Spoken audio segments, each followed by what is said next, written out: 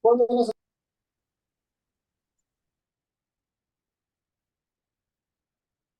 usted fue hospitalizado?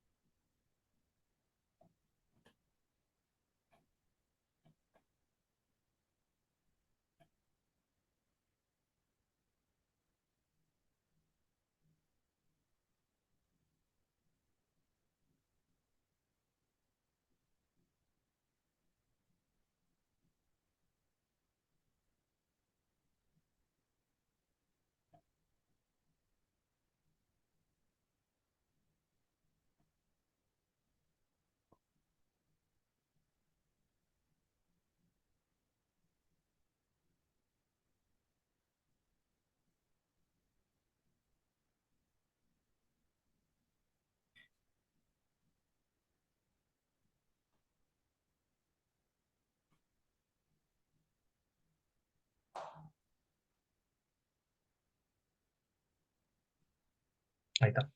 Buenas noches con todos. Vamos a dar inicio a esta sesión sobre técnica de Liechtenstein y cómo y cuándo realizarlo. Esta noche en este Ateneo de Cirugía de Pared Abdominal vamos a tratar este tema muy interesante, muy importante, y va a estar a cargo del doctor José Lavado Valencia. Él es residente de cirugía general del Hospital de Lima Civitarte, eh, también miembro adscrito de la Sociedad de Cirujanos Generales de Perú. Bienvenido, José. ¿Cómo estás? Muchas gracias, doctor. Muy amable. Gracias por la presentación. Gracias. Y además, como invitado importante, especial, vamos a tener también la participación del doctor Héctor Armando Cisneros. Es también cirujano general, expresidente y fundador de la Asociación Mexicana de Hernia y nos acompaña desde México en esta noche tan importante. Eh, Bienvenido, Héctor, y nuevamente gracias por acompañarnos. Bueno, José, puedes dar inicio entonces a tu exposición. Puedes compartir pantalla. Ujú. Listo, doctor. Procedo.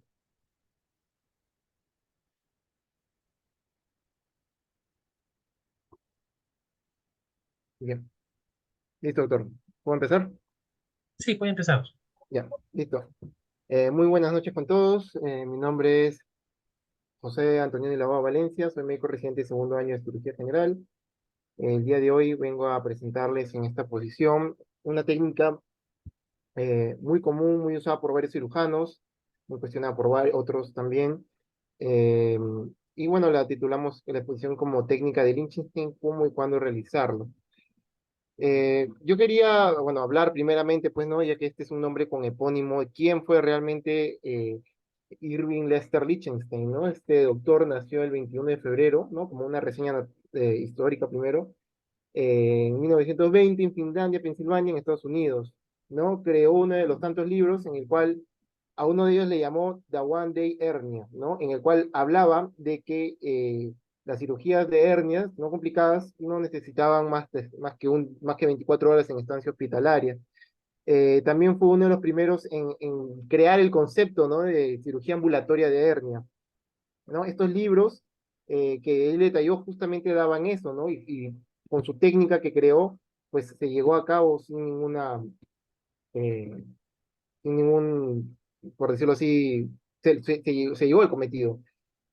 Una última reseña que él publicó en la parte de la historia como tal, habló que a través de la evolución humana, a través de la evolución filogenética, se vio que cuando el ser humano empezó, pues, a andar en cuatro, en dos, bueno, deambular, mejor dicho, fueron por tres motivos, ¿no? Para agarrar alimentación, para el combate y para la huida, ¿no? Fue así que al adoptar ya los dos pies, se optó la postura como tal y se crearon enfermedades, ¿no? Tales como la dorsalgia, las venas varicosas, enfermedades hemorroidales y las hernias, ¿no? Siendo esto nuestro propósito del caso, ¿no? Entonces, se vio que al tratar de reparar estas hernias, haciendo herniografías en ya un tejido defectuoso, a veces destruido o con debilidad, no iban bien normalmente, ¿no? Eso es normal, gracias. Entonces, fue que esos fueron los cimientos que nos dejó el doctor Irving Lichtenstein. Y bueno, pues ya el maestro falleció de la enfermedad de Parkinson en el año 2000. Bien, ahora vamos a hablar un poco de la anatomía de esta región inguinal, una anatomía sumamente rica, sumamente florida y bien conocida, que nos va a ayudar para poder entender esta técnica quirúrgica. Para empezar, quería hablar, ¿no?, acerca de la irrigación que nosotros tenemos a través de la pared abdominal, es decir, la parte superficial como tal. Recordad también acá que nosotros tenemos, aquí se ve mi flechita, nuestra arteria femoral, ¿no?, que anteriormente era la arteria ilíaca externa. Tiene esta arteria femoral que nos da dos arterias importantes para la pared abdominal. Una de ellas, la arteria epigástrica superficial, que es esta que estoy señalando, muy bien, y por acá la arteria circunfleja superficial. Bien, muy importante porque si nosotros estamos hablando de arterias ilíacas o epigástricas superficiales, deberíamos entender que también hay unas profundas.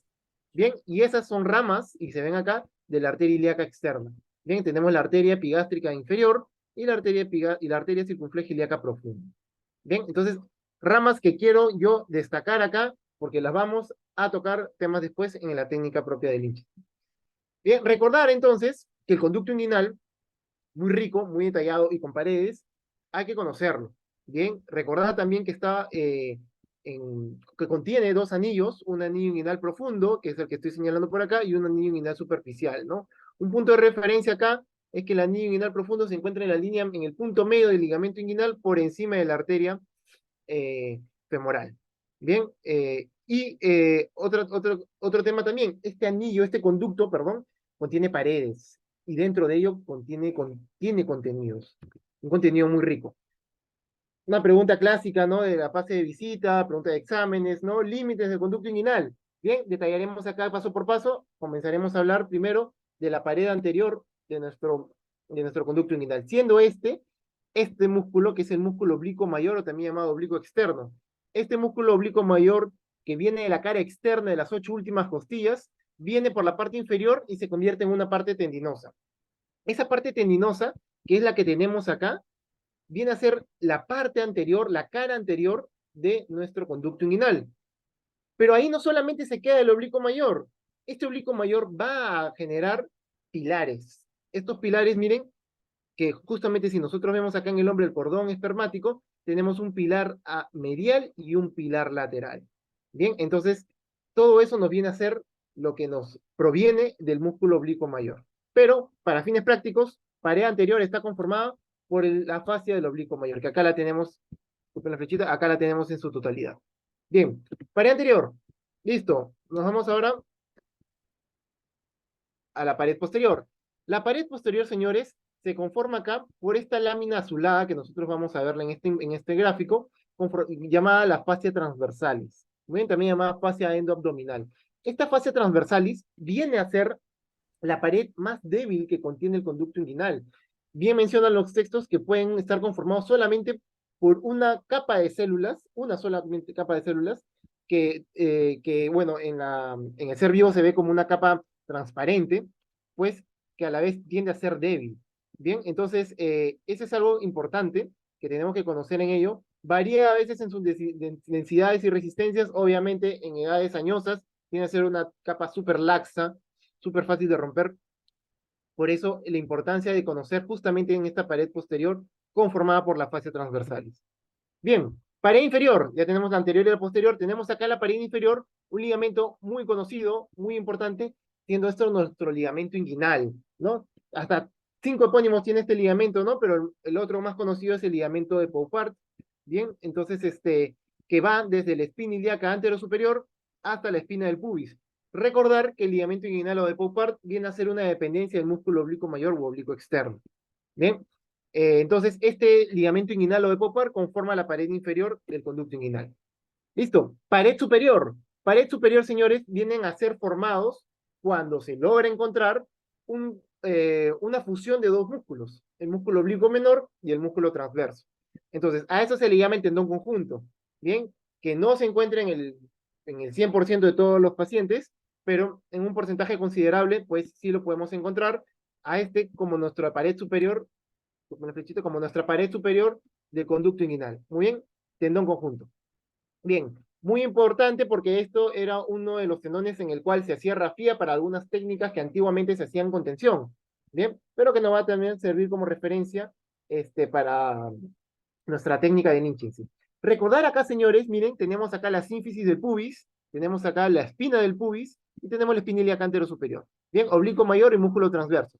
Por atrás que encontramos la fascia transversalis. Entonces, estos puntos me van a servir de referencia para poder hacer fijación en cuanto hablemos de la técnica de Lichtenstein. Bien, ahora, otros temas más, ¿no? Si nosotros vamos a hacer reparación de hernia inguinal, tenemos que tener en cuenta acá que desde la parte básica, de hablar de hernia inguinal, tenemos que diferenciarla que si es una hernia inguinal directa o indirecta, ¿no? O medial o lateral, ¿no? Como actualmente se le llama. Entonces, nosotros tenemos que tener en punto este triángulo, ¿no? Formado acá por tres elementos, conocido como el triángulo inguinal de Hesselbach. Muy bien, que si bien por acá se dice que la fascia transversal suele ser un poco más débil, tienden a formarse por acá defectos por donde pueden protruir hernias. Y a esas hernias nosotros las llamaremos hernias inguinales mediales o hernias inguinales directas.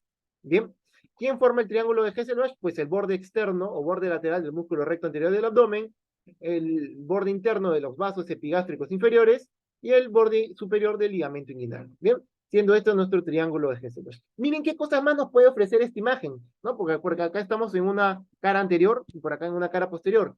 Podemos ver acá otro ligamento, el ligamento inguinal, y acá abajito tenemos otro ligamento, ¿no? El ligamento lacunar o ligamento de Gimbernard. Bien, y vienen por acá, lateral a las arterias y las venas epigástricas inferiores, encontramos a nuestro anillo inguinal profundo. Y miren qué cosa tan curiosa, está ingresando por el anillo inguinal profundo, está ingresando nuestro conducto deferente y nuestros vasos espermáticos, ¿no? O vasos testiculares en el caso del varón, o ováricos en el caso de la Que no me mujer. olvido. Bien. Muy bien. Entonces, recordar pues que allá en esta zona también es un punto débil donde pueden emerger en este anillo inguinal profundo las hernias inguinales indirectas, ¿no? Por lo que acá nosotros tenemos, entonces como límite más preciso, nuestra arteria y vena epigástrica inferior, que si por fuera salen las hernias, serán hernias laterales, inguinales laterales, o indirectas, y por acá las directas o mediales, ¿no? Y si por X casos saldrían por los dos lados, hernias mixtas, también conocidas como hernias en pantalón. Bien, por otro lado, no es el tema ahorita, por debajo del ligamento inguinal, acá está el anillo femoral, un poco más ancho en las mujeres, por lo que suelen ahí originarles las hernias crurales o hernias femorales.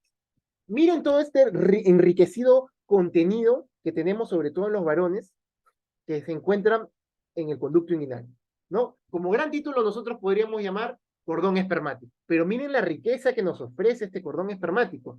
Contiene un conducto, contiene arterias, contiene venas, contiene nervios y contiene un músculo. Bien, cuya estructura central más importante, obviamente en el varón, va a ser acá el conducto deferente, ¿no? Es aquel conducto que llega a los espermatozoides, muy bien, del testículo para la eyaculación. Bien, ¿qué arterias tenemos acá? Tenemos tres arterias. Tenemos la arteria testicular o arteria espermática, rama directa de la aorta abdominal. Tenemos acá la arteria funicular, que es la arteria que irriga el músculo de ese conducto, es decir, la arteria del músculo cremaster. Muy bien. Y tenemos la arteria deferencial, rama de la arteria vesical inferior. Muy bien, que es la arteria que irriga nuestro conducto deferente. Perfecto, entonces arterias por ese lado. Venas por el otro lado, tenemos el plexo venoso pampiniforme. Muy bien, este plexo venoso pampiniforme muy importante también, porque ese plexo es el que luego va a formar las venas espermáticas y que van a tener una desembocadura diferente, ¿no? Para el lado derecho, en la vena cabo inferior, para el lado izquierdo, vena renal izquierda, ¿no? Responsable porque justamente en esa desembocadura en 90 grados suelen existir las varicoceles para el lado del testículo izquierdo. ¿no? Por esa desembocadura propiamente del lado izquierdo. Nervios, señores. Los nervios acá son importantes, muy importantes en las inguinodinias postoperatorias. Muy bien, tenemos que conocer acá a nuestro nervio abdominogenital menor, o también conocido como ilio inguinal, muy bien, y la rama genital del génito femoral. Muy bien, estos nervios son importantes, hay que tener cuidado, hay que identificarlos al momento del procedimiento quirúrgico, porque si no lo vemos, o porque si lo pexiamos, o está parte de lo que a veces se hacen ahí los puntos de sutura, pueden generar dolores crónicos pues que innecesariamente podrían tener el paciente, ¿no? Posterior a la cirugía. Entonces, ¿qué más tenemos acá? Y bueno, un músculo importante acá nosotros, el músculo cremaster. Este músculo cremasteriano, que es un músculo dependiente del músculo oblicuo menor, es un músculo pues cuya función normalmente es, si se contrae, los testículos ascienden, si se relaja, los testículos descienden. Y eso va a depender de la temperatura corporal del cuerpo, porque el testículo tiene una temperatura propia, ¿bien? Que tiene que estar aclimatándose para no estar en contacto directo con la temperatura corporal. Bien, señores, miren acá. Entonces, estábamos hablando, pues, que en el canal inguinal o cerca de ello pasan nervios, nervios que vienen del plexo lumbosacro. Entonces, específicamente, a nivel de L1, vienen dos nervios importantes. Bien, como había mencionado, el hilo hipogástrico, que es el que está por encima, muy bien, o abdomino genital mayor, y por abajo el hilo inguinal, que miren ustedes cómo corre y está íntimamente pegado al cordón espermático. En cambio, el hilo hipogástrico está un poco más por encima. Bien, nervios importantes porque pueden ser causantes de dolores crónicos posterior a la cirugía. ¿Listo? Y bueno, y por acá nosotros también podemos ver, pues, que la rama genital del génito femoral también es un nervio, que acá lo tienen, miren, que está recorriendo y llega hasta toda la región genital, como bien dice su nombre, ¿no? Perfecto. Continuamos entonces. Estas son ya visiones ya laparoscópicas, bien, o sea, es decir, también una vista ya de la cavidad abdominal, ¿no? Que nosotros estábamos mencionando, ¿no? Nosotros tenemos acá todo el ligamento de Poupart, ¿no? De ellas a la espina del pubis, y acá otro punto de referencia, nuestros vasos epigástricos inferiores. Tenemos que, si nosotros veíamos que por este lado está ingresando el conducto deferente y por acá las arterias testiculares, tendríamos que, si por fuera eh, de estas arterias espermáticas y diferenciar el sexo, teníamos acá el triángulo del dolor. Bien, el triángulo del dolor es porque justamente por ese nivel están ingresando los nervios mencionados, inguino, ilioinguinal y hipogástrico. Bien, y por acá después está el triángulo de la muerte. ¿Por qué de la muerte? Porque acá están los grandes vasos, es decir, la arteria y la vena ilíaca externa en este caso. ¿Ya? Entonces, mucho cuidado con ello, porque son triángulos de puntos de referencia para en caso sea, pues, eh, una vista laparoscópica. Y miren acá, ya con el neumoperitoneo abierto, tenemos entonces nuestro triángulo del dolor, y miren qué bonito, ahí ya se está viendo nuestro nervio, y por acá el triángulo de la muerte, por donde están discurriendo nuestras arterias y venas ilíacas externas. Vean ustedes, conducto deferente para un lado, vasos espermáticos, o, para ponerlo así nada más, gonadales, ¿no? Para indiferenciar el sexo. Vamos a esta técnica tan hermosa. Muy bien, la técnica de Lichtenstein. Vean ustedes que pues estamos acá, los pasos a detallar, ¿no? Que nosotros vamos a, a, a hablar poco a poco. Bien, comencemos con la primera parte, la incisión. La incisión, que va a ser muy variada y que pues puede estar discutida en varias partes.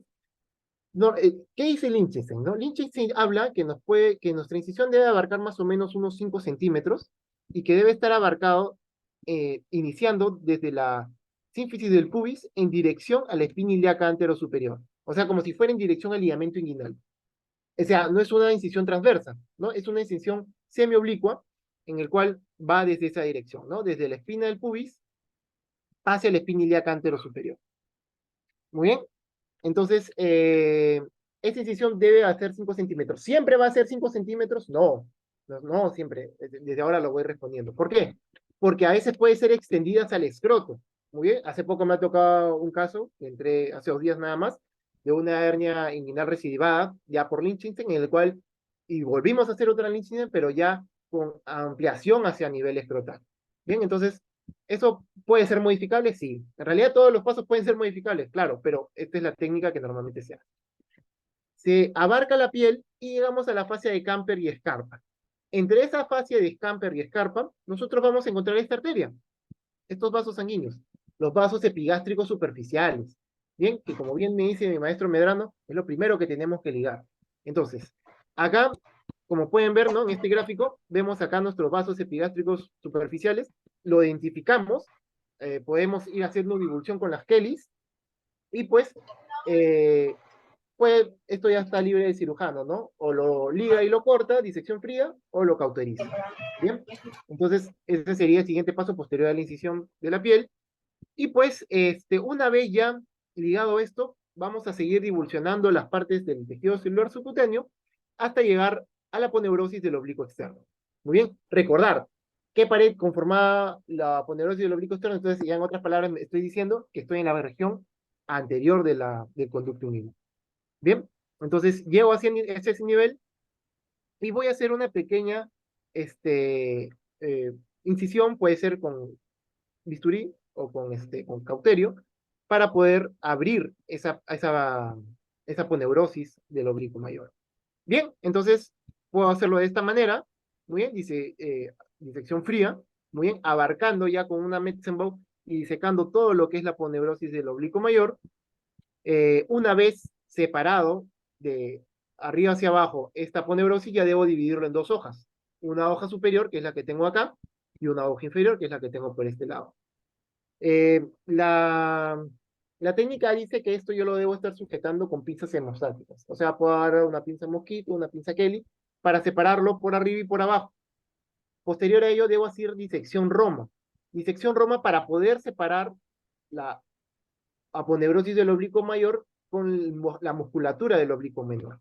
Bien, eso lo puedo hacer de manera digital, lo puedo hacer con sponge, o sea, queda libertad, pero la disección tiene que ser Roma. Entonces, una vez abarcado eso, ya entré al conducto inguinal. Y si ya entré al conducto inguinal, pues me encuentro con el cordón espermático, suponiendo que estamos en una cirugía, obviamente, de un paciente varón, ¿no? Entonces, tengo acá mi cordón espermático y lo que debo hacer es individualizarlo.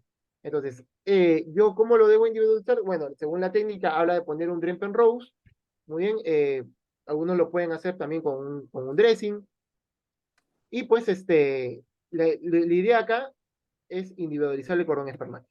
Bien, miren, ya tenemos acá individualizado el cordón espermático, ya estamos separando acá las hojas del oblicuo mayor, y lo que debemos hacer ahora acá es pues este, disecar, bien, disecar es decir, separar los componentes del cordón espermático, y una de las formas más claras acá es encontrar nuestro músculo cremaster, ¿no? Es una estructura pues muscular como cualquier otro músculo, lo diferenciamos por su color y su textura, y pues podemos empezar a disecar. Lichtenstein nos habla de que no debemos disecar en su totalidad el músculo cremaster. Puede ser parcial, sí, pero no total. ¿Por qué? Porque ahí nos conlleva a presentar mayor riesgo a agarrar un vaso sanguíneo importante, como por ejemplo la arteria testicular, y pues generar orquitis postquirúrgica. ¿Muy bien? Entonces, importante acá conocerlo y tenerlo y valorizar. Entonces, señores, tenemos entonces que ya separamos los componentes del cordón espermático, ya identificamos también el músculo cremaster, acá ya lo tenemos ya seccionado, nuestro músculo cremaster, y pues ya deberíamos acá en este lado identificar las hernias, ¿no? O es una hernia directa o es una hernia indirecta. Supongamos que acá, como la imagen, nosotros tenemos el saco de la hernia inguinal, en este caso puede ser directa. Lo que dice el HSI es identificar si es tu hernia inguinal directa, reducirlo. Reducirlo y cerrar el defecto con hilo absorbible. En este caso, por ejemplo, Vicryl. Bien. Eh, claro, ya disecamos el cordón espermático, ya identificamos sus estructuras nobles. Y si en este caso, pues la hernia es indirecta, pues te da dos opciones, ¿no? O reducirla, bueno, reducir el contenido, eso sí, de todas maneras. Y el saco, tienes dos opciones. Uno, ligar el saco y ya reducir lo que te queda del cuello del saco, o simplemente ya reducir todo el saco. Menciona Lichtenstein acá que al reducir, al ligar el saco y reducirlo, evitar llegar tanto hacia el cuello, porque ahí también da riesgo a necrosis y dolor postquirúrgico.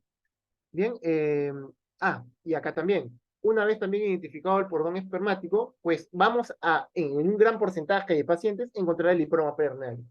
Lichtenstein recomienda, si se puede, extirpar ese lipoma, ¿no? Esto queda en controversia, esto queda en discusión, algunos cirujanos prefieren conservarlo, otros prefieren dejarlo, otros prefieren estudiar de acuerdo al tamaño de ello, pero si se puede, si se puede extirpar, pues adelante. Muy bien. Como bien me había mencionado acá, la eliminación completa de las fibras del cremaster van a aumentar la probabilidad de neuralgia postquirúrgica. Bien. Entonces, y también, pues, obviamente, la diseyaculación, ¿no? Porque aumenta el riesgo también de lesión del conducto deferente. ¿Listo? Entonces, acá nosotros tenemos ya un defecto que estamos pudiendo ver. Posiblemente estamos hablando de una hernia inguinal directa. Acá ya estamos agarrando parte de lo que es el saco, ligadura del saco, sérisis del saco, y acá reducción del cuello saco con reducción previa del contenido. Muy bien. Entonces, siguiendo acá. En la hernia inguinal directa, pues normalmente, como habíamos mencionado, no es necesario abrirse, se puede simplemente reducir. Muy bien. ¿Listo? Y bueno, ¿qué otra técnica menciona cómo reparar ese defecto? Menciona que podríamos usar acá ligadura en puntos de tabaco, ¿no? En bolsa de tabaco o puntos imaginantes de jareta, podemos utilizar esta terna con sutura absorbible, ¿no? En este caso, vitiligo es el que más recomiendo. Bien, queda así y reparamos en este caso el defecto. Solamente estamos hablando de reparación de defecto, todavía no estamos hablando de colocación de malla ni de prótesis. Bien, sigamos. Entonces, ya habíamos comentado esto, ¿no? En el caso de la hernia inguinal indirecta, bueno, ya solamente voy a explicar las imágenes. Acá estamos ya reduciendo el contenido. Justamente acá ya está la ligadura, ¿no? Y se puede hacer ese análisis de gran parte del saco, evitando la ligadura total del saco. Entonces, acá se menciona que para minimizar el riesgo de orquitis isquémica postquirúrgica, los sacos de la hernia, sobre todo en hernias inguinoescrotales, se deben cortar en un punto medio. Muy bien. Dejando la región distal, o sea, el saco distal en el escroto, para justamente evitar ello. Pero refieren acá que se puede hacer una pequeña incisión en la pared anterior del saco distal para evitar la hidrocele postquirúrgica, ¿no? Que a veces es una de las complicaciones que están descritas, ¿no? Como parte del procedimiento de reparación de hernia, ¿no? Esos hidroceles, esos dolores testiculares, ¿no? Entonces, eso podemos evitar haciendo una incisión en la pared anterior. Bien, entonces, hasta acá, señores, ya hemos reparado nuestro defecto, ya hemos eh, reducido nuestro saco, nuestro contenido, sea directo o indirecto. Pues ahora sigue pues la colocación de la malla. Esta malla es mágica, definitivamente. Esta malla es mágica porque te lo dice cómo cortar, cómo ponerlo y más o menos qué dimensiones debe tener. En cuanto a las medidas, es un poco discutible. Bien, hasta el momento lo que yo he podido encontrar es que la malla debe tener pues un tamaño más o menos de 7 por 15 centímetros, muy bien, que yo debo medir, en el cual debo estar calculando que sea 2 centímetros más de la espina del pubis, muy bien, hasta que pueda llegar a la aponeurosis del oblicuo mayor en la parte más posterior. Bien, entonces la malla la vamos a dividir en dos tercios. Será 2 tercios superiores para arriba y 1 tercio inferior, ¿no? Y más o menos queda así, como ustedes pueden ver acá, los 2 tercios superiores para arriba y el tercio inferior para abajo. Bien, estas son las medidas que recomendamos de 7 por 15. ¿Y qué vamos a hacer con la instalación de la malla entonces? La instalación de la malla, bien, pues nosotros la ponemos en esa posición, ¿no? Teniendo las dos partes hacia arriba. Acá vamos a ver en la otra imagen. Disculpen, aquí. ¿Listo? Y miren, más o menos queda así. Vean ustedes, señores, que los 2 tercios superiores van a estar abrazando la parte inicial del cordón espermático, muy bien, y la parte, y van a estar por encima de y el tercio inferior van a encontrarse más bien por debajo, y haciendo como una almohada hacia el cordón espermático. Vamos a ver qué es lo que pasa luego acá. Proximalmente, ¿qué nos dice Lichtenstein? ¿Qué podemos hacer con esta malla?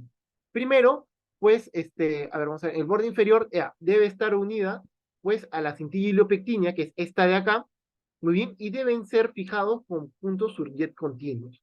Muy bien, estos puntos surjet continuos, bien nos dice que deben estar llegándose hasta el anillo inguinal profundo. No excederse más de estos puntos después del anillo inguinal profundo porque, uno, que va a ser innecesario, y dos, porque nos van a llevar a una posible lesión del nervio crural. Ojo, estamos hablando ya del nervio crural, otro nervio importante también, posiblemente a veces comprometido cuando nos excedemos en esos puntos de fijación con el surgir continuo. Bien, entonces miren qué bonito quedó acá la parte inferior, ¿no? Todo fijado justamente hasta donde nos dice el Lichtenstein, anillo inguinal profundo. Muy bien. Eh, entonces, nos haríamos la siguiente pregunta, ¿no? Tenemos entonces acá el cordón, lo dejamos descansar y nos vamos hacia la parte superior. Bien, eh, un tema que faltó detallar acá es dónde fijamos este ángulo inferior, ¿no? El ángulo inferior debe estar fijado en la espina del pubis. Y en la espina del pubis debemos dejar, como dijimos, 2 centímetros más allá de esa fijación. ¿Por qué? Porque justamente, si ya queremos hablar de recidivas, se han visto que normalmente suelen ver en dos lugares esa recidiva, ¿no? Uno es justamente a nivel de la espina del pubis y dos es justamente a nivel del anillo inguinal profundo. Entonces, para evitar las recidivas de esta área de la parte medial de colocación de malla, deben estar fijados a la espina del pubis, pero dejando 2 centímetros más medial para poder fijar. Pero me dejé entender con esta palabra, ¿no? Bien, porque si dejamos 1 centímetro menos y lo fijamos ahí, pues va a tener riesgo de recidiva. Recordar que el 20% de la malla que nosotros estamos dejando se va a reducir, y eso es lo que va a quedarse en el paciente. Bien, entonces, el borde superior, vean ustedes, viene a ser es fijado con puntos simples. Muy bien, con puntos simples, y Lichtenstein nos dice suficiente que sean 3 puntos simples. Bien, siendo uno de estos y el interno, y acá lo vemos bien bonito, debe estar fijado al borde interno de la vaina de los rectos, es decir, al estuche de los rectos. Bien, eh, y acá que dice, ¿no? ¿Y por qué 3? Porque hacer más es innecesario y además nos va a llegar a una posible lesión del nervio hipogástrico, ¿no? Que justamente discurre por acá. Muy bien, o sea, 3 es lo que recomienda para justamente ya si hacemos 4, 5, 6, pues nos lleva a una posibilidad de lesión, porque podemos pexiar el nervio o puede estar atrapado en uno de los puntos. Muy bien, puede lesionarse. Ok, señores, entonces miren, hasta ahora qué hermoso va quedando, ¿no? La parte inferior, su Y continuo, la parte superior, unos 3 puntos simples. Muy bien, ¿y qué hacemos con la parte distal, ¿no? La parte, o por decirlo así, postero superior, ¿no? Porque la parte antero inferior, pues ya la detallamos cómo se fijó. ¿Qué vamos a hacer ahí? Miren qué hermoso, qué genial es lo que dice acá. La parte superior, los 2 tercios superiores que quedaron, van a ir por encima del cordón espermático y van a entrecruzar y fijarse hasta la parte de la malla del tercio inferior. Muy bien. Entonces, estas dos colas van a producir una configuración similar, como bien dice Sam, y hacer una correa a la fascia transversalis. Porque esta fascia transversalis posiblemente está laxa, posiblemente está muy deteriorada, porque pues es la parte más débil de la pared, la parte posterior del conducto inguinal, pues entonces hay que reforzar acá. Y tenemos que hacer justamente un abomamiento y un domo que va a generar una reparación sin tensión. Muy bien, eso entonces es la importancia de esto, la reparación de ahí. Entonces miren acá en un corte sagital, ¿no? Nuestra piel, tejido celular subcutáneo, nuestro oblicuo mayor, oblicuo menor transverso, y acá debe quedar nuestra mallita. Bien, y bien, acá como estamos hablando, fijado en el pubis, y acá fijado en la parte más posterior, entre el oblicuo menor, y pues cubriendo la fascia transversal. Y acá se crea nuestra prótesis de malla, para evitar justamente, no miren, acá estaba nuestro defecto, ya estaba ligado a nuestro saquito, pues, y no debería volver, ¿no? Y así evitaríamos la recidiva. Listo, entonces ya colocamos nuestra malla, ya la fijamos, tanto por arriba como por abajo, creamos nuestro domo en la parte postero inferior, o postero superior, disculpen, y pues lo que hacemos acá ya es volver a juntar nuestras dos capas que habíamos generado de nuestro oblicuo mayor. Bien, entonces vamos a reaproximar muy bien bueno, menciona acá que puede ser con suturas continuas con material, material absorbible, y pues y también refiere que se puede aproximar, ay, disculpen, se puede aproximar nuestro tejido celular subcutáneo con aproximamiento de la piel posteriormente. Lichtenstein menciona que normalmente los puntos no los hace simples, ¿no? Él normalmente los hacía invaginantes, es decir, subcutáneos, mejor dicho, de la piel. Bien, por eso solamente puse aproximación, porque ya eso queda libre. El cirujano quiere hacer semipack, puntos simples, puntos invaginantes, o puntos subcutáneos, disculpen, queda libre al cirujano. Y ahí es cuando nosotros decimos, terminamos nuestra técnica de Lichtenstein. La parte de conclusiones y comentarios quería dejarlo no escrito, porque la quería decir de manera verbal. Pues conclusiones, es una técnica muy empleada por todos los cirujanos. Debe ser una técnica definitivamente que el residente de cirugía debe conocer y debe emplearse.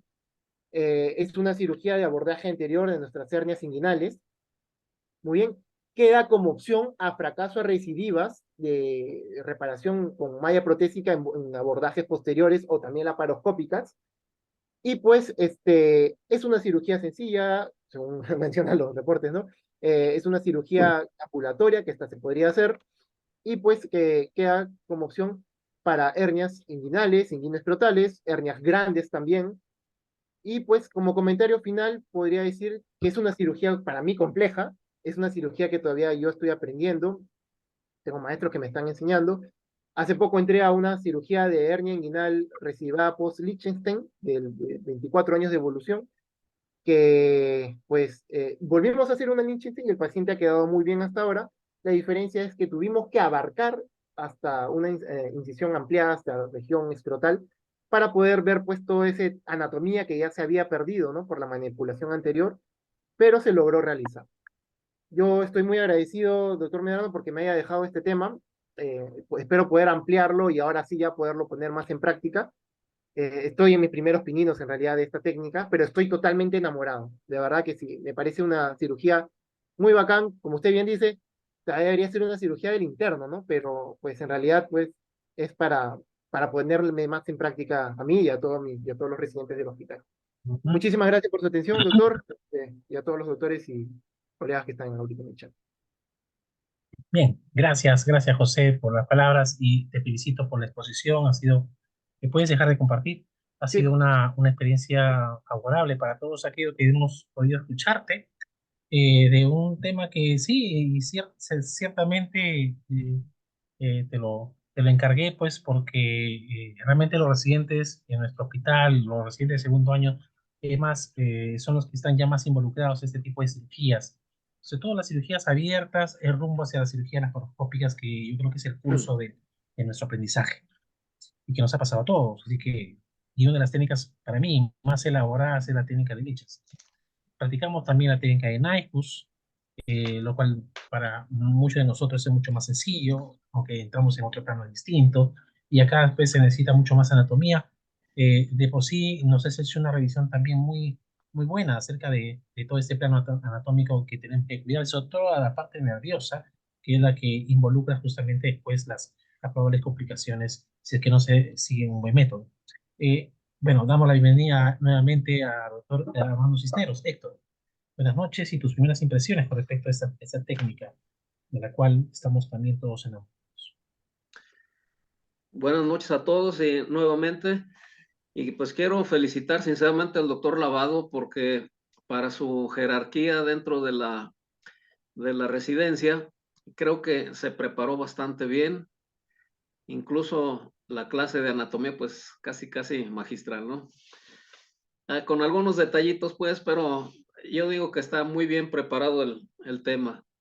Efectivamente, la técnica de Liechtenstein hoy por hoy sigue siendo el estándar de oro a nivel internacional, incluyendo a los procedimientos endoscópicos, llámese TAP o TEP.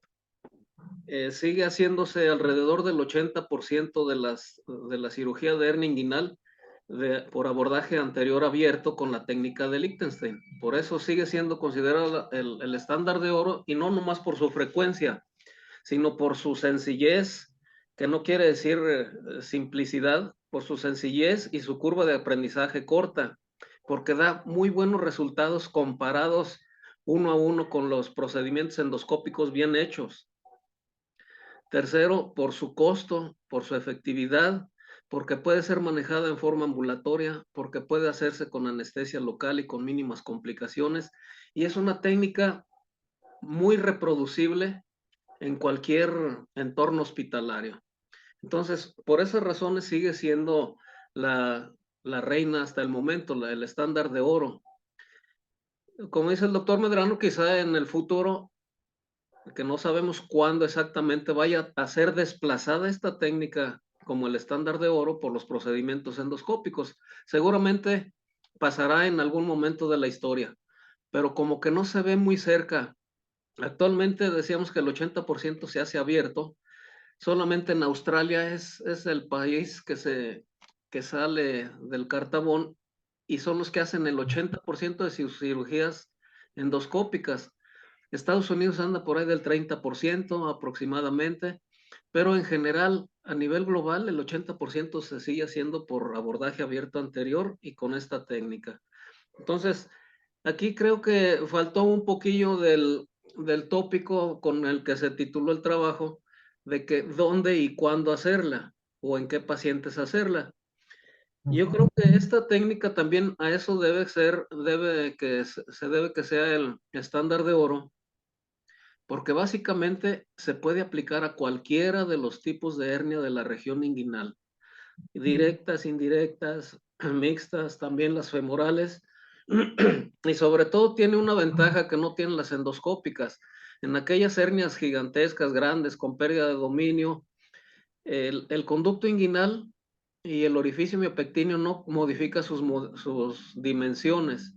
Entonces, perfectamente, un paciente bien prehabilitado y bien preparado, con una hernia de esas que llegan hasta la rodilla, que tiene muchos años y que tiene pérdida de dominio, perfectamente se puede reparar con una técnica de Liechtenstein.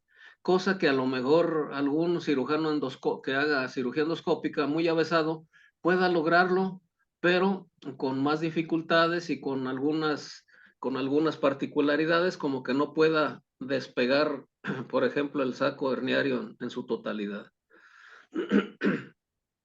En cuanto a la técnica, como la describió, pues nada más hacer algunas precisiones.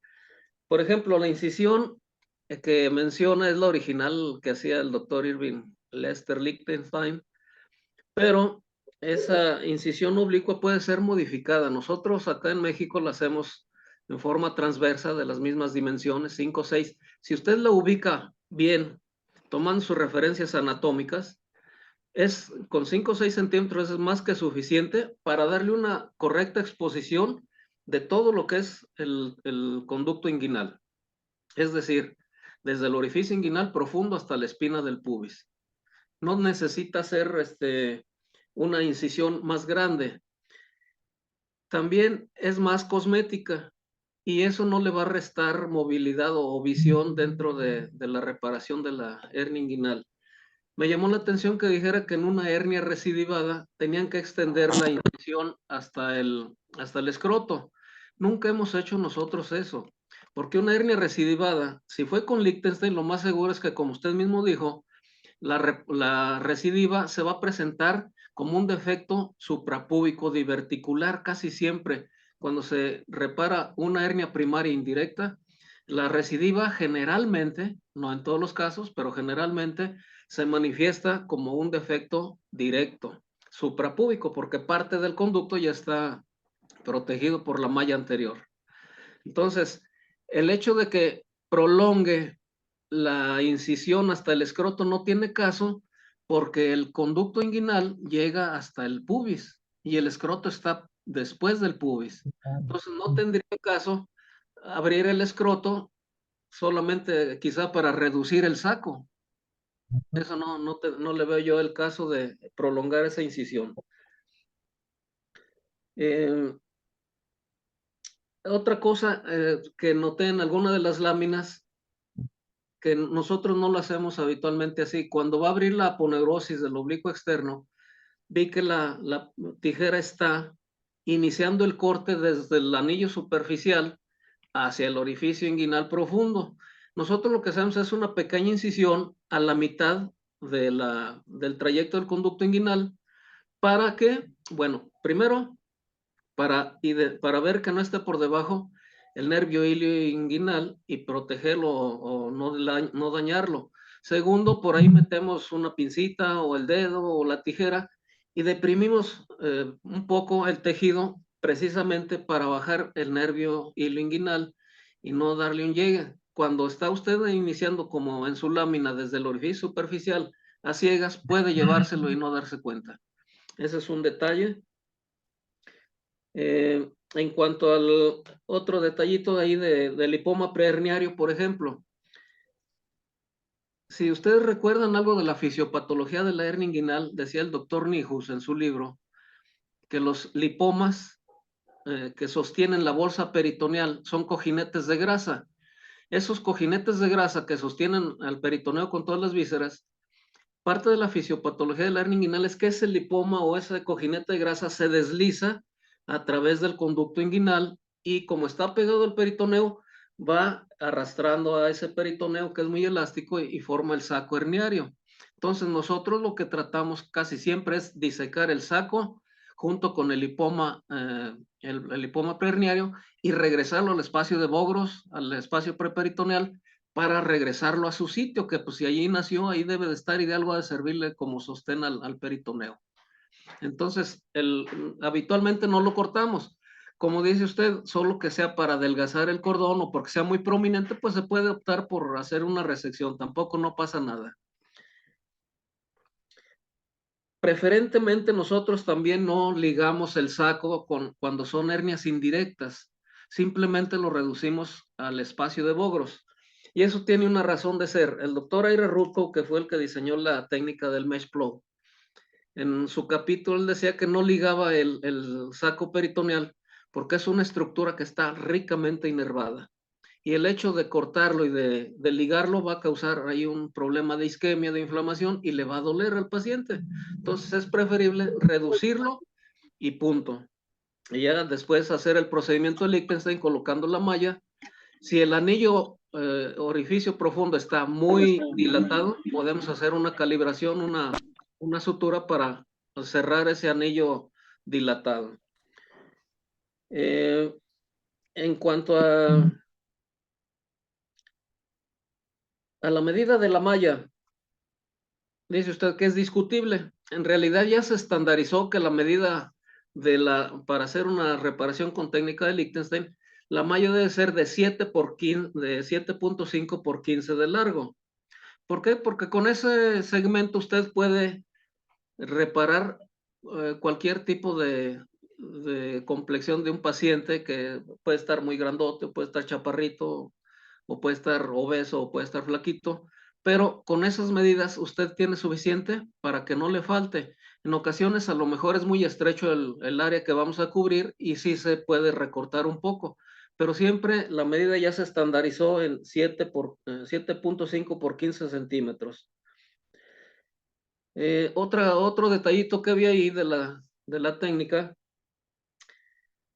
es que usted está haciendo la sutura continua a partir del tubérculo púbico.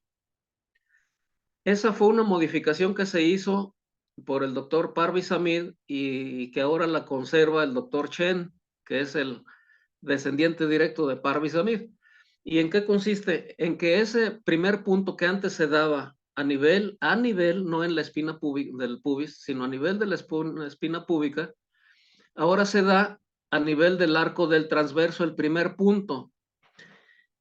Y no se abren las colitas de la malla hasta una vez que ya se terminó la sutura del surjete continuo a través del ligamento inguinal, pero empezando el primer punto a nivel del arco del transverso y sobrepasando 1,5 centímetros o 2 hacia la parte anterior del músculo recto. Y de ahí se inicia con 4, 5, 6 pases y no como 25 que le había ahí en la lámina, ¿verdad? Más o menos con 5 o 6 pases de sutura continua, se llega al límite que es el orificio inguinal profundo, ahí a un lado. Otra cosa, usted pone 3 puntos en el área conjunta. Si usted pone el primer punto a nivel del arco del transverso, se va a ahorrar un punto de esos 3 que puso ahí en el área conjunta y solamente hay que dar otro punto, 2 puntos, es decir, uno en el área conjunta y otro en la parte plateada, la zona plateada le llamo yo, o parte tendinosa del oblicuo menor que está hacia la parte craneal. También lateral al orificio inguinal profundo, pero hacia la parte media. Entonces, son pequeños detalles que en realidad pues se pueden modificar y nada más. En vez de hacer los 3 puntos en el área conjunta, pues va a dar 2 si el primero lo inicia, como es la modificación actual en el arco del transverso. Y bueno, creo que son los detalles que yo le noté. Si tiene algún comentario o alguna Sí, pregunta del sí, auditorio, pues exacto. Sí, gracias, Héctor. Realmente sí, son puntos muy importantes que tomar en cuenta. Definitivamente ya vamos conociendo que en algún momento cometemos ciertos errores o de repente, como en un momento, algunos expositores y conocedores del tema dicen, le ponen cada cirujano un toque especial, un toque personal a la técnica. Eh, Más allá de la técnica original, pues en artrioplastías hemos visto ciertas, entre comillas, modificaciones que se le da. Recuerdo que vamos luego a conversar eso. Bueno, hay una pregunta en el chat antes para seguir avanzando. Nos dice material, Saúl nos pregunta, material de fijación de la malla en la pared posterior. Bueno, se usa nylon para poder hacer la fijación tanto en el tendón, en el ligamento inguinal como en el tendón conjunto, nylon o vitril. El tratamiento del saco en hernia inguinal, abril o no, pero ya como ya nos explicaste acerca de que no es recomendable cortar el saco, ¿no? Por problemas neuropáticos, pero ya el material de fijación de la malla, ¿qué tipo de hilo es lo más recomendable, ¿no? sí, Te cuento que usamos nylon, sí. usamos nylon, es no absorbible, pero no sé. ¿Qué puedes Originalmente, comentar? la técnica de Liechtenstein y cuando la publicaron, utilizaban material no absorbible, efectivamente polipropileno o nylon. Posteriormente vinieron los materiales absorbibles por hidrólisis, materiales absorbibles de cierta duración, y actualmente tenemos la polidioxanona, que es un material absorbible, pero de lenta absorción. Nosotros es lo que tratamos de utilizar cuando tenemos el recurso. En instituciones públicas a veces se dispone, a veces no. Estaba viendo recientemente, hubo una conferencia del doctor David Chen y una de las modificaciones que hicieron ellos es que utilizaban, por ejemplo, un material absorbible que puede ser poliglecaprón, el monocril, o puede ser PDS, en el área conjunta donde discurren las ramas del hilo hipogástrico, y pues con esa mentalidad de que si por alguna razón se llegase a atrapar una raíz nerviosa, pues este se va a liberar con el tiempo o no, no causará tanto daño como dejar material no absorbible que puede producir granulomas. Entonces, nosotros lo que hacemos habitualmente es utilizar polidioxanona tanto para fijarla en el área conjunta como para hacer la fijación al ligamento inguinal. Pero si no se dispone de otra cosa, se puede hacer con puro nylon, no hay problema tampoco, o con prolene. Hay que recordar que la fijación de la malla hacia el área conjunta también puede hacerse con Vicryl incluso. Es para darle posición mientras la malla se integra. Esa no tiene nada que ver el hecho de que sea material absorbible de corta duración en ese sitio. ¿Por qué? Porque queda dentro de un estuche, una cavidad virtual que con la misma presión se va a adosar a la pared muscular. Entonces, no hay mucho problema. Si tenemos lo suficiente de fijación para los próximos 30 días, puede utilizarse cualquier material absorbible, aunque no sea polidioxanona o poliglecaprone. Y ya una vez integrada y fijada bien la malla, pues ya no se va a mover de su sitio. En el ligamento inguinal sí hay que ponerle o nylon o prolene o la polidioxanona. En los casos de una hernia directa, en el cual el saco herniario se puede imaginar y de repente también hacer una jareta, el uso de algunos conos puede ser útil también. ¿Y cómo hacerlo, porque podemos poner el cono, ya no hacer, ya no hacer un refuerzo más, y luego de colocar inmediatamente la malla según la técnica de Liechtenstein. Sí, ¿Qué tan útil y si tienes experiencia en ello? Yo lo he practicado y me ha ido muy bien. sí. Eh, para cuando son hernias de la pared posterior en la fascia transversalis, es decir, hernias directas, que es muy prominente, está muy laxa la fascia transversalis que forma la pared posterior, se puede hacer mediante una sutura en bolsa de tabaco o bien con un surjete continuo, empezando desde el angulito que forma la fascia transversalis hasta el orificio inguinal profundo con una sutura continua, nada más para aplanar y que nos permita trabajar en la pared posterior para colocar la malla. No es necesario, por ahí vi que decía que había que cortar el saco también. Ahí en la fascia posterior nunca se corta el saco. Esas son las dos maneras en que nosotros aplanamos la fascia transversalis para poder colocar la malla, con bolsa de tabaco o bien con una sutura continua, absorbible. Cuando antes de esto, sí se llegó a utilizar el cono, sobre todo con la técnica de Ira Rutko, del mesh plug original.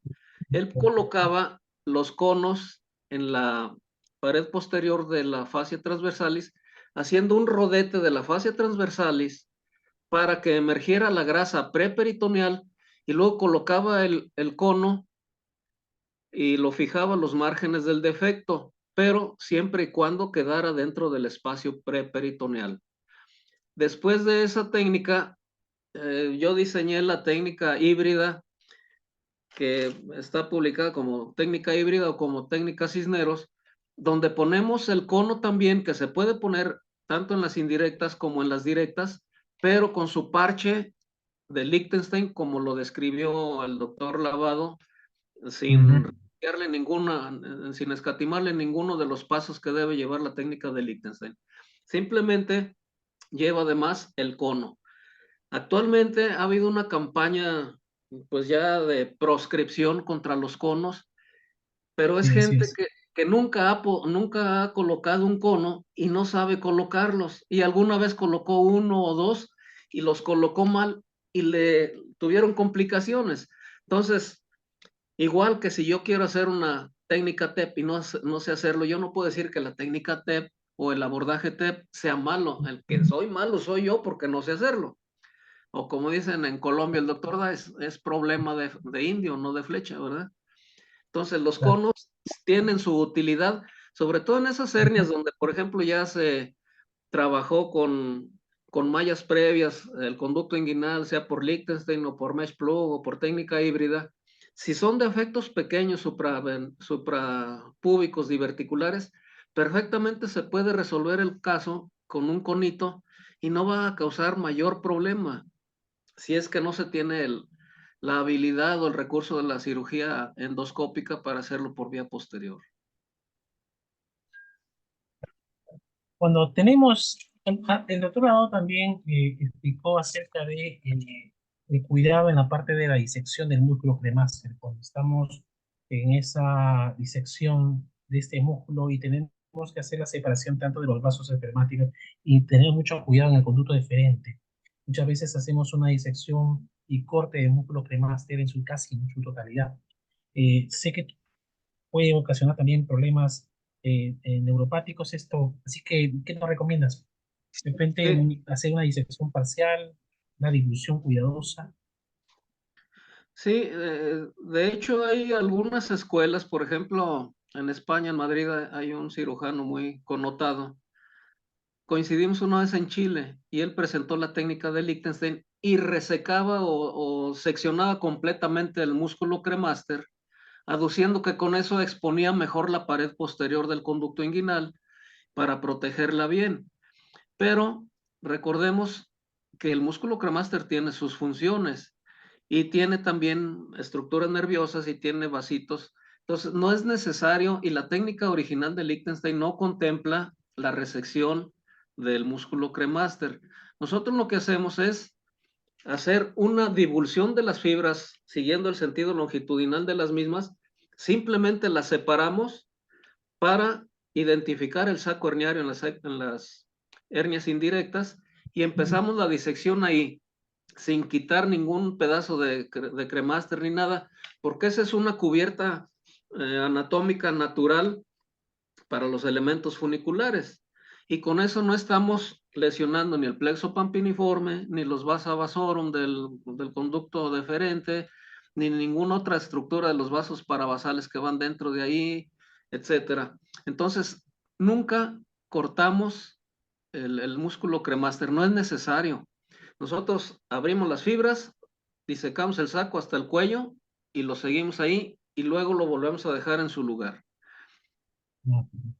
Sí, sí, a veces exageramos en esqueletizar esta parte y bueno, es ahí, luego vienen los problemas. En la parte del tratamiento del anillo interno, por ejemplo, a veces nos quedan muy anchos en hernias inguinales indirectas. Suele ser beneficioso también colocar ciertos puntos, yo lo hago con sutura absorbible, Vicryl usando, generalmente tratando de cerrar un poco ese anillo interno, probablemente muy dilatado en hernias indirectas una vez habiendo tratado ya ese saco, ¿no? Y generalmente tampoco no tan estrecho, porque pues podemos cerrar un poco y estrechar un tanto ese anillo interno. Tiene que dar un paso de un dedo más o menos, o que quede bastante cómodo, holgado el anillo, tampoco estrecharlo mucho. Es decir, cuando está muy dilatado, por ejemplo, ¿no? Sí, sí, puede ser sugerente ponerle ciertos puntos, reforzar esta parte, ¿no? Sí, Ujú, si está muy dilatado, nosotros hacemos la anulorrafia para ujú, dejar apenas que se insinúe la punta del dedo índice en el orificio inguinal profundo. Ahí la única precaución que debemos tener es recordar que la rama genital del génito femoral emerge a través del orificio inguinal profundo en su parte lateral. Entonces, tratar de ujú. evitar el atraparlo al hacer la anulorrafia. Pero sí es conveniente cuando está muy dilatado. Y esa es otra de las ventajas de la técnica de Lichtenstein, que no se pueden hacer por la vía endoscópica, el cerrar el anillo Ujú. inguinal profundo. Sí. Otra pregunta, pues también, bueno, con respecto a las recidivas, cuando hemos tenido hernias, las metastasis de Lichen, recidivada, por ejemplo, el manejo ideal sería, probablemente, nos planteamos ciertos escenarios de ingresar por la parte preperitoneal, es decir, practicar una técnica preperitoneal o de repente practicar una técnica endoscópica.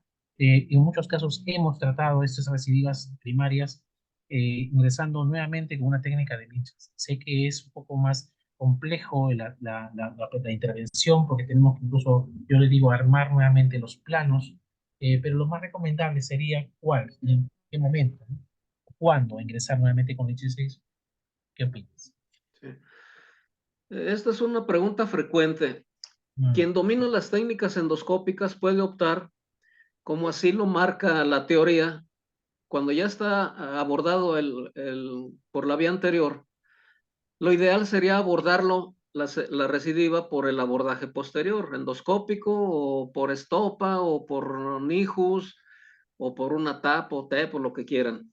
Pero nosotros decimos que si no domina los abordajes posteriores, mejor vuelva a abordarlo hasta una segunda o una tercera vez por la vía anterior, porque es la vía más conocida, es la anatomía más sencilla y más fácil de identificar en estos casos, y generalmente son defectos pequeños, que como mencioné hace rato, se pueden optar por múltiples alternativas. Una de ellas pudiera ser el conito ahí, si es un defecto muy pequeño, puede insertarle también como si fuera una técnica de derribes preperitoneal a través del piso de la ingle, dejar un segmento de malla preperitoneal plano, o también lo que hemos hecho en algunas ocasiones cuando se permite, hacemos una especie de PHS, el sistema ese que diseñó el doctor Gilbert, donde tiene un segmento redondo y un segmento ovalado. Nosotros juntamos dos círculos de malla, le ponemos un punto en medio y uno lo deslizamos al preperitoneo y el otro por encima de la aponeurosis o de la malla previa. Y también queda muy segura la reparación de esa recidiva. Si alguien tiene el recurso y tiene la habilidad para abordajes posteriores, abiertos o endoscópicos, puede hacerlo también. Perfecto. Si hubiera un comentario, José, creo que tenías un comentario. Sí, doctor, gracias. Doctor Cisneros, Sí. bueno, antes que nada, gracias por las opiniones, comentarios, críticas, todo lo que me acaba de brindar. Muy cierto todo lo que ha dicho. Eh, bueno, me queda pequeño las grandes cantidades de modificaciones y técnicas que hay, ¿no? Para reparación de hernias, pero como usted bien dice, pues, ¿no? La primera y el gol de estándar de oro como reparación de hernias sin tensión es pues la técnica de Lichtenstein. Yo tenía una consulta. En usted, que yo puedo ver una gran trayectoria y conocimiento acerca de este tema, eh, ¿cuál usted cree que, según su experiencia, ha pasado como complicaciones que ha tenido como más frecuencia, ¿no? En su trayectoria quirúrgica? Con la técnica de Liechtenstein. Ajá. Ujú.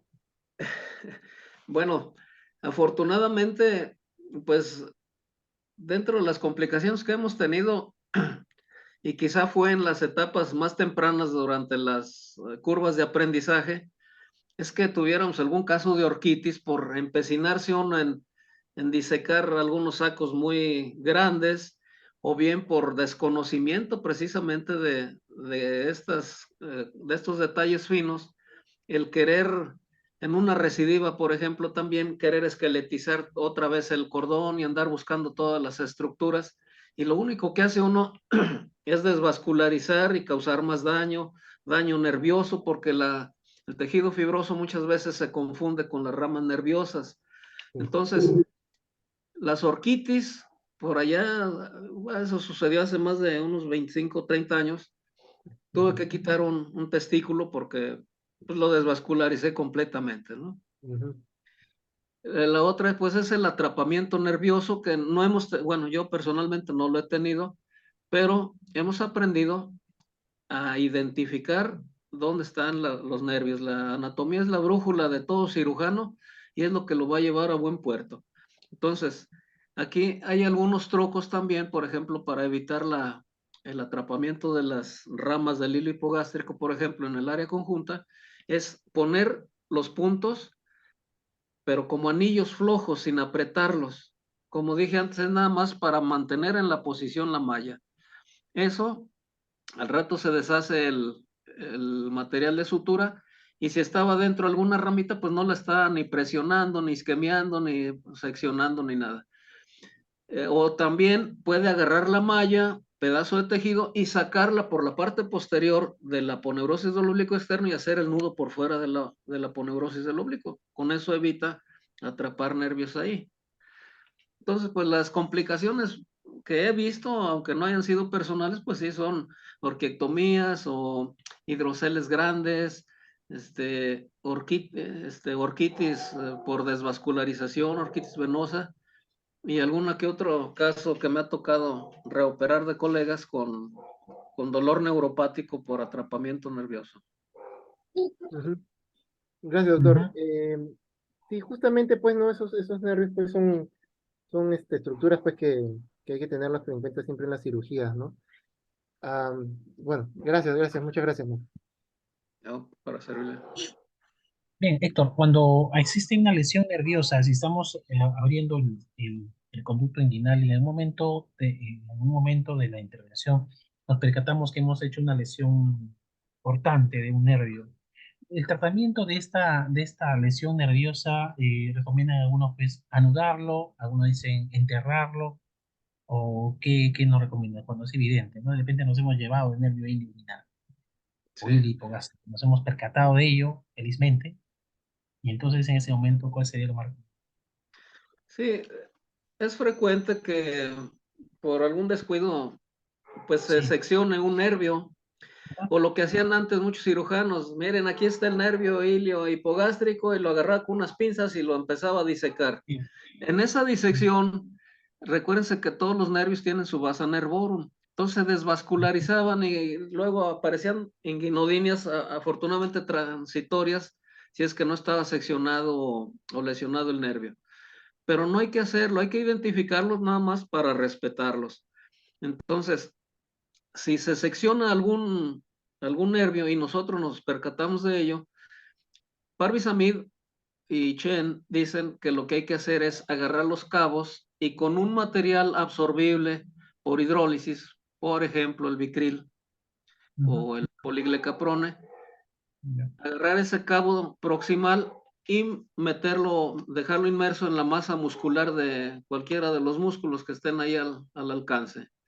Y con eso evitamos que la parte expuesta del nervio quede en contacto con material protésico o bien que se le acumulen ahí otras células a la mielina y pueda ser un neuroma. Entonces, eso está aceptado muy bien.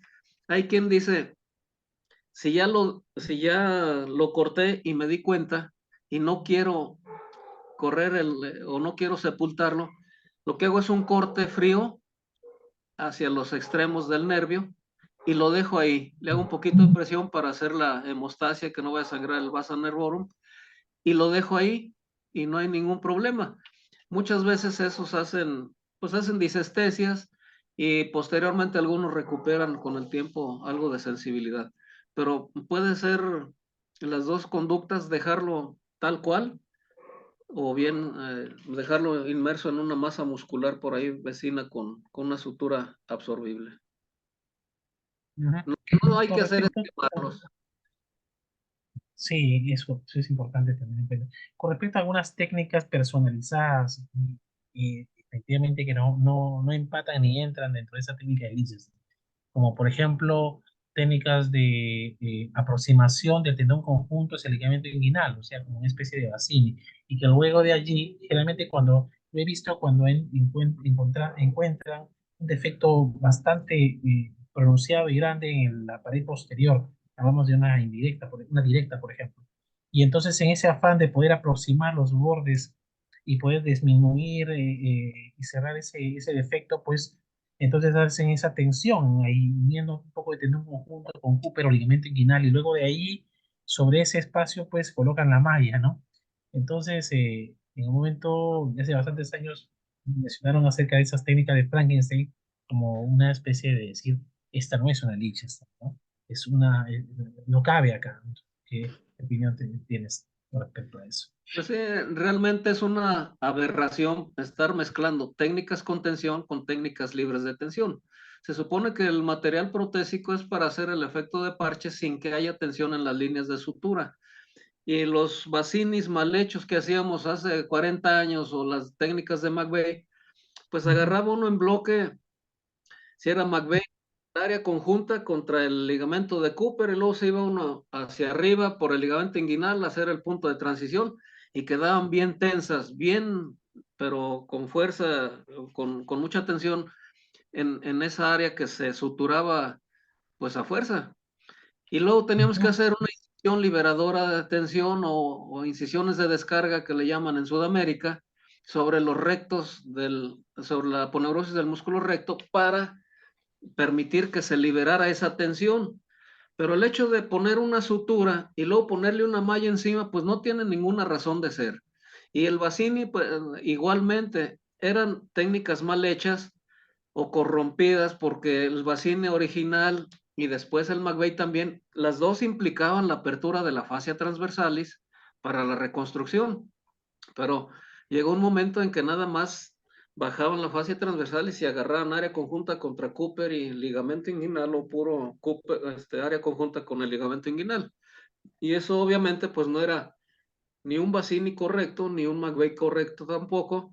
Y el hecho de hacer una técnica de ese tipo y ponerle una malla encima, pues no es ni Liechtenstein, no es ni Bassini, no es nada, es un Frankenstein efectivamente, ¿verdad? Y si lo que queremos Sí, es sí, sí, sin tensión esa zona, pues ¿para qué hacer la ajá, sutura? claro, o sea, es una paradoja de que estamos haciendo tensión en una técnica que requiere estar sin tensión. Y una pregunta de Freddy Miñaki nos dice, y viene relacionado a el tratamiento del ligamento redondo en la mujer. Yo creo que cuando hablamos de ligamento redondo en la mujer, pues muchos dicen, no, nos llevamos, cortamos esto y ya está mucho mejor todo, y ponemos la malla, y no hemos visto inmunodinia, pero eso es una práctica usual que lo facilita, por ejemplo, con la colocación de la malla, el espacio se queda libre, Obviamente en el varón no, porque nos podemos llevar con luto diferente definitivamente, pero en la mujer, el ligamento redondo pues es un resquicio anatómico, y es natural. Yo he visto muchas veces que lo cortan y no hay problema en ello. ¿Qué opinas? En ese respecto, dependiendo de la edad de la mujer, si es Ujú. una mujer joven, va a tener un ligamento redondo, pues de cierta consistencia y cierto volumen que nos va a permitir identificarlo y disecarlo perfectamente. Si se puede respetar, aunque sea una mujer mayor también, si se puede Ujú. identificar y respetar, es mejor porque nos va a servir para anclar la malla como si fuera el cordón espermático. En Ujú. ocasiones operamos mujeres, pues ya de cierta edad, aunque no sean ancianas totalmente, pero que tienen pues una tirlanga ahí de un remanentillo ahí que no Sí, sabe uno si sí. es músculo o es el ligamento o es otra cosa, y cuando menos se da uno cuenta ya se lo llevó. El problema es que hay que recordar que anatómicamente la rama genital va paralelo allá al ligamento redondo o al cordón espermático menor, que ahorita les cuento del digo, del cordón espermático menor en el varón, para tener cuidado. En la mujer, nosotros podemos cortar el ligamento redondo y cerrar, como decían antes, a piedra y lodo el orificio inguinal profundo para tratar de evitar las recidivas. Sin embargo, recordar pues que en las mujeres jóvenes, si les cortamos la rama genital junto con el ligamento redondo a ese nivel, puede quedar primero con disestesia, no precisamente con inguinodinia, sino con disestesia, y posteriormente puede haber atrofia del labio mayor de la vulva. Entonces, hay que ser pues precavidos en ese aspecto, y si se puede conservar, mejor y anclar ahí la malla. Si es una anciana de 70, 80 años, que pues realmente daría lo mismo Claro. si ya no se puede identificar y nos sirve como estructura de anclaje, pues se puede cortar con el mismo riesgo pues de que tenga disestesia, ¿verdad? Ya quizá no atrofia porque ya por su propia edad va a estar atrófico el labio también. Ajá, sí, Con eso es respecto al cierto. cordón espermático menor, Sí.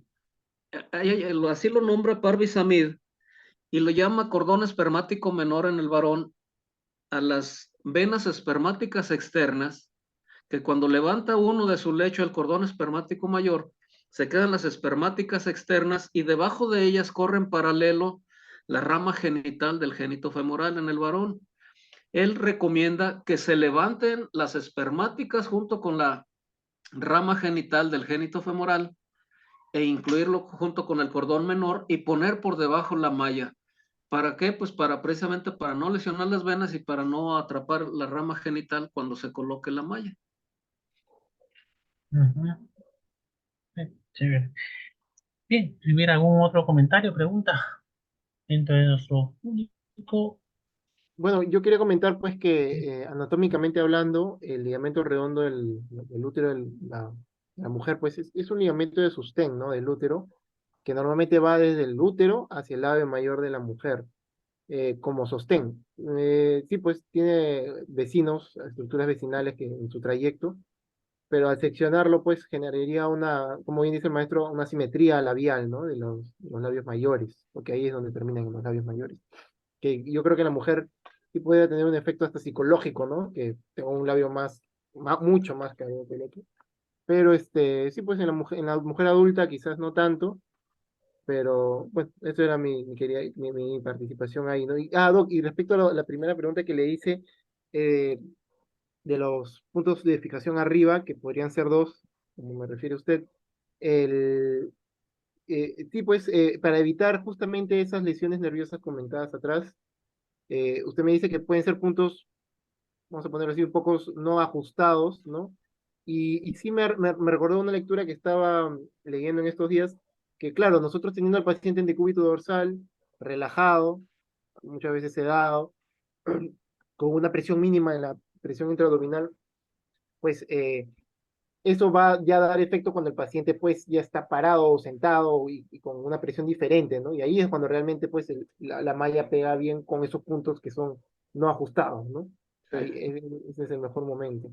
Me acordó de lo que había leído con lo que usted mencionó, doctor. Gracias, es muchas gracias. correcto. Sí, de hecho, si se acuerdan, cuando se aborda por vía endoscópica, muchos cirujanos opinan que no hay problema si se corta el ligamento redondo, pero antes de donde se cruza con la rama genital. Y habitualmente no tienen mayor problema, porque la rama genital se respeta y sigue, aunque corten el ligamento redondo, pero abajo en el abordaje anterior, pues ya es otra cosa, porque sí le quitan el sostén del ligamento redondo en el labio y arriba eh, se respeta la rama genital, no hay problema. Entonces no hay atrofia del labio mayor. Bien, perfecto. Bueno, Héctor, no ha sido, digamos que hemos tratado este tema bastante ampliamente y bueno, si no hubiera alguna pregunta o comentario más en el público, yo te estoy muy agradecido, Al Héctor, contrario, por participar en este Ateneo de Cirugía de Pared que ya llevamos bastante tiempo también haciendo, creo que más de una oportunidad nos has acompañado.